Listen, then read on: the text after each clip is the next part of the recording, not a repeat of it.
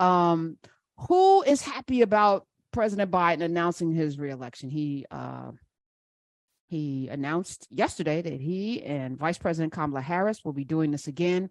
And I want to just read a paragraph from there's a letter to the editor in today's New York Times that I found not just interesting. I was like, I could have written this letter. So I'm going to read it. It's from Gabe Downey from Southfield, Michigan. We couldn't be more different in terms of name and location. But here's what Gabe Downey wrote to the New York Times editorial page. When Joe Biden became the Democratic nominee for president in 2020, I reluctantly gave him my vote. If he is the party's nominee again in 2024, he will have it again. I'm going to pause. I'm in complete lockstep with everything. Smiz will tell you, Smiz was the only person that I know that had Biden as his number one pick. And I was like, okay, I love you, Smiz, but is there somebody else? Somebody? Nobody? Okay. Oh, come on. South Carolina. All right. I guess we going with this. Okay. We're going to see your old man and raise you one. Not an ageist. I'm just saying we're going to see at least our old man has some credentials. He was vice president for a couple of terms, was in the Senate. We're going to ignore the Clarence Thomas appointment to the Supreme Court. We're going to ignore the ignoring of Anita Hill. We're not going to forget, but we're going to forgive it because we can't do 4 more years of this. This is too much. Okay. All right. So he's a nominee. We doing this? Okay. Strategy. All right. We're going to go vote. And we voted. We voted in numbers we hadn't seen before. It was a lot of people showed up to vote in 2020. It had zero, except for Smiz, to do with Joe Biden. Unfortunately, we're not saying I ain't vote for Marianne Williamson. The Kennedy that's running. Now his wife is cool. I liked her on that show with Larry David. You know, she's been in a couple other things. I think she's cool. You know, she plays Cheryl. But yeah, no, he's not the business. And I'm curious as to why they think they should. I guess anybody can run at this point, right? So I'm not poo-pooing them running. I'm just like, but why though? But why? Yes. Okay. To get some issues. Like if we're going to get some issues on the table, what are the issues? Being anti-vax? Like what are the issues, Mr. Kennedy? And are you running on your name? Like if you weren't Kennedy, would we care? Having just watched an amazing Harry Belafonte documentary, rewatched it yesterday. I'm going to put it back on my what to watch list on Friday. But having watched the sit-in, I'm like, that Kennedy, not the first one, the second one, Bobby was about to change the world, which is why he had to go. You are not that. So I don't know what that is. And on the other side is just, a bunch of empty suits, empty promises, empty heads, empty hearts, and Trump, who's all of that combined with lower demons. I think DeSantis has a couple of lower demons as well. So I don't know. But yes, it's an interesting thing.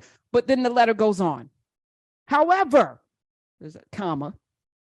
I encourage the president to remember that many who will be voting for him see him not as their preferred choice, but rather the drastically lesser of two evils, and that he should use that knowledge as motivation for action. The uncomfortable truth is that our country is broken and politics as usual will simply no longer suffice. In what will hopefully be his second term, Mr. Biden must use the power of his office to address issues that actually affect everyday Americans. Income inequality, food insecurity. I'm going to add housing insecurity to that as well, because he didn't. Reproductive, gender, and civil rights, gerrymandering, voter restriction, gun violence, healthcare, bloated defense spending. Yes, underline that, because that money could be rerouted to fix all the other things. Predatory business practices, yes, and a radicalized Supreme Court. Yes, expand the court. Since you have the power to do that while you're here. And impeach Clarence Thomas. Get the Congress to do that. The list is I added that wasn't on this letter. The list is unfortunately long and requires the American people deliver him a Democratic majority in Congress. So we got 2 jobs to make sure we show up, not just for the presidency in 2024, but also the House and the Senate, so that this man can get these things done. But we have to first give him the marching orders. And I feel like if he just read this list right here, he'd be good.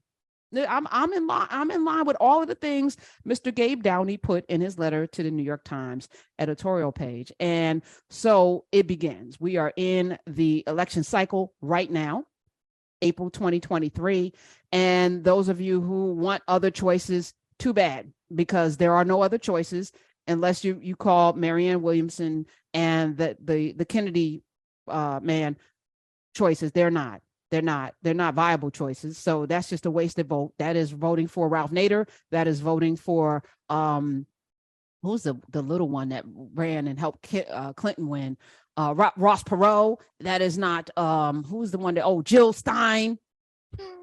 It's not any of those. This is going to be Joe Biden.